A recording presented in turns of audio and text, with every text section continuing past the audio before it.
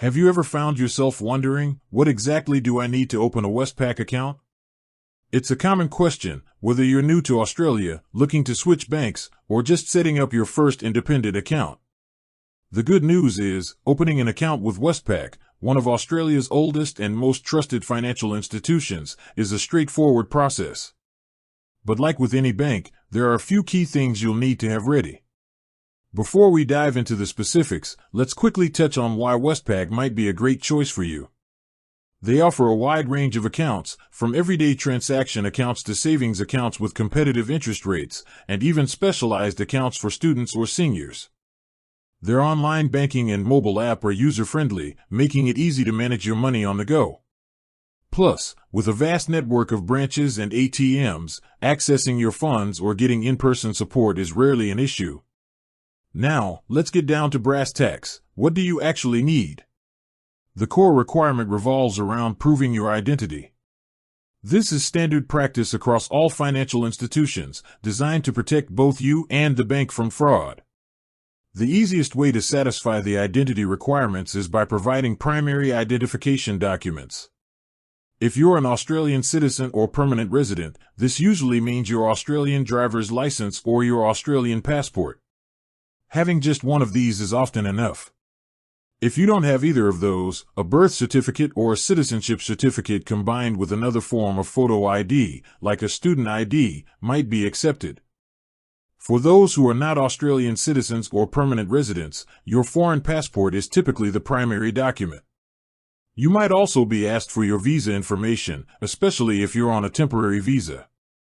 Beyond primary identification, Westpac, like other banks, operates under a 100-point identification system. This system allows for a combination of documents to reach the required points. While a single primary ID often covers the 100 points, it's good to be aware of other documents that contribute. For example, a Medicare card, a utility bill in your name, like an electricity or gas bill, a credit card, or a bank statement from another financial institution can all contribute points. The key here is that these documents should be current and show your name and address.